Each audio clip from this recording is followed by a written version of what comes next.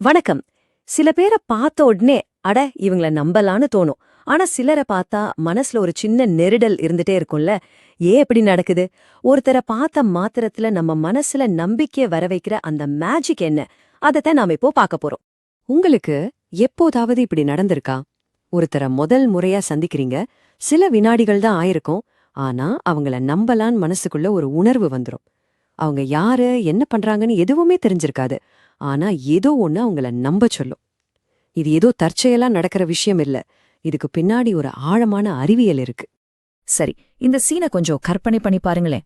ஆபீஸ்க்கு ஒரு புது மேனேஜர் வர்றாரு. அவர் பேசுறதெல்லாம் சூப்பரா இருக்கு, டீம் ஒர்க், விஷன்னு அருமையா பேசுறாரு. ஆனா அவரோட உடம்பு ஒரு மாதிரி இறுக்கமா இருக்கு. சிரிக்கிறாரு, ஆனா அது உண்மையா இல்ல. ஒரு மாதிரி ஒட்டாத புன்னகை. அவர் சொன்னதெல்லாம் கரெக்டா இருந்தாலும் ஏன் நம்ம மனசு அவரை நம்ப மறுக்குது? சிம்பிள். நம்ம மூளை வார்த்தைகளை கேட்கறதுக்கு முன்னாடியே அவரோட உணர்வுகளை படிச்சிடுது. இங்கதான் நம்ம ஒரு முக்கியமான விஷயத்த புரிஞ்சுக்கணும். நம்பிக்கைங்கிறது வெறும் வார்த்தைகளால வருதில்ல. அது ஒரு உணர்ச்சி பூர்வமான பாதுகாப்பு உணர்வு. அதாவது ஒருத்தர் பக்கத்துல இருக்கும்போது நம்ம எவ்வளவு பாதுகாப்பா உணர்றோமோ அந்த அளவுக்கு தான் அவங்க மேல நம்பிக்கையும் வரும். இன்னும் கொஞ்சம் ஆழமா போனவாங்க. ஒருத்தர் பேசும்போது அவர் என்ன சொல்றாருன்னு நம்ம அறிவாளி மூளை யோசிக்கிறதுக்கு முன்னாடியே நம்ம ஆதி மூளை, அதாவது நம்மள உயிரோட வச்சுக்கவே வேலை செய்யற ஒரு பகுதி, ஒரு குட்டி செக்யூரிட்டி செக் பண்ணும். இது பல லட்ச வருஷமா நம்ம கூடவே வர ஒரு பழக்கம். சரி, இந்த செக்யூரிட்டி செக் எவ்ளோ வேகமா நடக்கும்னு நினைக்கிறீங்க? சும்மா 4 செகண்ட்லங்க. ஆமா, நீங்க ஒருத்தரை பார்த்த முதல் 4 நொடிக்குள்ளேயே உங்க ஆழ்மனஸ் அவரை பத்தி ஒரு முடிவுக்கு வந்துடும். நம்ம முடியுதா?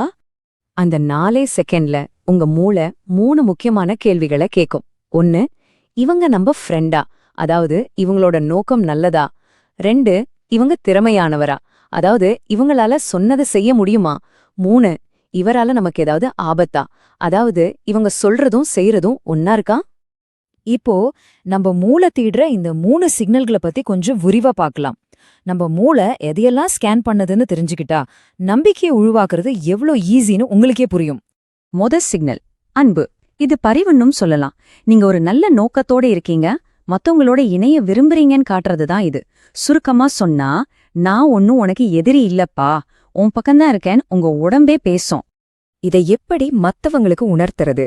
மனசார சிரிக்கிறது, கைகளை கட்டிக்காம ரிலாக்ஸ்டா இருக்கிறது, உங்க கைகளை மத்தவங்க பாக்குற மாதிரி வச்சிருக்கிறது, இதெல்லாம் ரொம்ப முக்கியம். அந்த காலத்துல கைகளை திறந்து காட்டுறதுன்னா என்கிட்ட ஆயுதம் இல்லைன்னு அர்த்தம். அது மாதிரிதான் இதுவும். அதோட ஒரு 60-70% கண் பார்த்து பேசுறதும் அவங்க செய்யறத மென்மையா நம்மளும் செய்யறதும் ஒரு நல்ல கனெக்ஷனை உருவாக்கும். 2வது சிக்னல் திறமை. இது உங்க தகுதியையும் உங்களை நம்பலாங்கிற உணர்வையும் கொடுக்கும். அதாவது நான் என்ன பண்றேன்னு எனக்கு நல்லாவே தெரியும், கவலைப்படாதீங்கன்னு உங்க நடவடிக்கைகளே சொல்லும். இங்க ஒரு இன்ட்ரெஸ்டிங்கான விஷயம் இருக்கு. கார்னகி மெலன் பல்கலைக்கழகம் ஒரு ஆய்வு நடத்தினாங்க. அதுல என்ன தெரிய வந்துச்சுன்னா, ஒருத்தரோட திறமைய விட இல்லனா அவரோட புகழை விட அவர் எவ்வளவு நம்பிக்கையோட இருக்கிறாருங்கிறது தான் மத்தவங்க நம்பிக்கையை சம்பாதிக்க ரொம்ப உதவுதான். அப்போ திறமையை எப்படி வெளிப்படுத்துறது? நிமிர்ந்து ரிலாக்ஸா நிக்கிறது, ஒரே மாதிரியான குரல்ல பதட்டம் இல்லாம பேசுறது, பேசும்போது அர்த்தத்தோட கைகளை அசைக்கிறது, ஒரு இடத்துல ரொம்ப வசதியா நம்பிக்கையோட இருக்கிறது, இதெல்லாம் தான் திறமையோட சிக்னல்கள். 3வது ரொம்ப ரொம்ப முக்கியமான சிக்னல் ஒத்திசைவு. அப்படின்னா என்ன? நீங்க பேசுற வார்த்தை, உங்க குரல், உங்க பாடி லாங்குவேஜ், இது 3ம் ஒரே விஷயத்த சொல்லணும். ஒன்னோட ஒன்னு சம்பந்தம் இல்லாம இருக்கக்கூடாது. ஏன்னா நீங்க சொல்றது ஒன்று, உங்க பாடி லாங்குவேஜ் சொல்றது இன்னொன்னுனா நம்ம மூளை எதை நம்பும் தெரியுமா?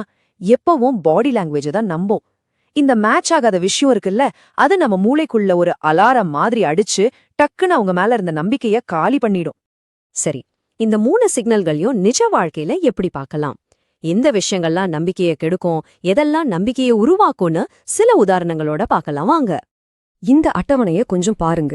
ஒரு பக்கம் ஓவரா நடிக்கிறது, சம்பந்தமில்லாத சிக்னல்கள் கொடுக்கறது மாதிரி நம்பிக்கையை கெடுக்கிற விஷயங்கள் இருக்கு.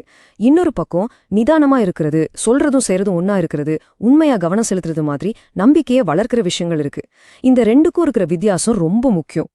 உதாரணத்துக்கு ஒரு டேட்டிங் போறீங்கன்னு வச்சுக்குவோம். ஒருத்தர் தன்னை பத்தியே பெருமையா பேசிட்டே இருந்தா அது நம்பிக்கையே கெடுத்துடும். ஆனா இன்னொருத்தர் அமைதியா நீங்க சொல்றத முழு கவனத்தோட கேட்டா அது உங்களுக்கு ஒரு பாதுகாப்பு உணர்வையும் மரியாதையும் கொடுத்து நம்பிக்கையே வளர்க்கும். ஆபீஸ்ல ஒரு மீட்டிங் நடக்குது. உங்க தலைவர் நான் உங்க ஐடியாஸ கேட்க ரெடியா இருக்கேன்னு சொல்றாரு. ஆனா அவரோட உடம்பு இறுக்கமா கைகளை கட்டிக்கிட்டு இருக்கு. இது நம்பிக்கையை உடைச்சிடும். அதே இன்னொரு தலைவர் அதே வார்த்தைகளை சொல்லும்போது கொஞ்சம் முன்னாடி சாஞ்சு உண்மையாவே கேக்குறதுக்கு தயாரா இருந்தா அது நம்பிக்கையை உருவாக்கும். இதுதான் ஒத்திசைவோட பவர். அப்போ இது வரைக்கும் நம்ம கத்துக்கிட்ட விஷயங்கள வச்சு நம்பிக்கைய உருவாக்குறதுக்கு நம்ம மனநிலைய எப்படி மாத்திக்கிறதுன்னு இப்ப பார்க்கலாம். இந்த வழிமுறை ஏன் வேலை செய்து தெரியுமா? ஏன்னா மனுஷனோட ஆழமான தேவை 2 தான். 1 பாதுகாப்பா உணர்றது, 2 ஒரு கூட்டத்தோட சேர்ந்து இருக்கிறது.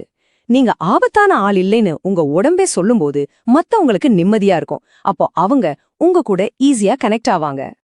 அதனால இனிமே உங்க இலக்கு இதுவா இருக்கட்டும். மத்தவங்கள இம்ப்ரெஸ் பண்ணணும்னு நினைக்கிறத விட்டுட்டு அவங்களோட கனெக்ட் ஆகணும்னு நினைங்க. நான் பெரிய ஆளுன்னு காட்டிக்கிறத விட நான் நம்பிக்கையான ஆளுன்னு அவங்களுக்கு உணர்த்துங்க. தேவையில்லாம நடிச்சு அந்த இடத்த இறுக்கமாக்காம இயல்பா இருந்து அந்த நெருடல குறைக்கிறதுல கவனம் செலுத்துங்க. அவ்வளவுதான். இந்த ஒரு விஷயத்த நல்லா ஞாபகம் வச்சுக்கோங்க. உடனடி நம்பிக்கை நீங்க என்ன பேசுறீங்கறதுல இல்ல, மத்தவங்கள நீங்க எவ்ளோ பாதுகாப்பா உணர வைக்கிறீங்கன்றதுல தான் இருக்கு. கடைசியா இந்த ஒரு கேள்வியோட நான் முடிச்சுக்கிறேன். ஒருவேளை நம்பிக்கையை உருவாக்குறதுக்கான வேகமான வழி இன்னும் அதிகமா முயற்சி செய்யறதோ நடிக்கிறதோ இல்லாம முடிஞ்ச வரைக்கும் நீங்களா இருக்கிறது தானோ? யோசிச்சு பாருங்க.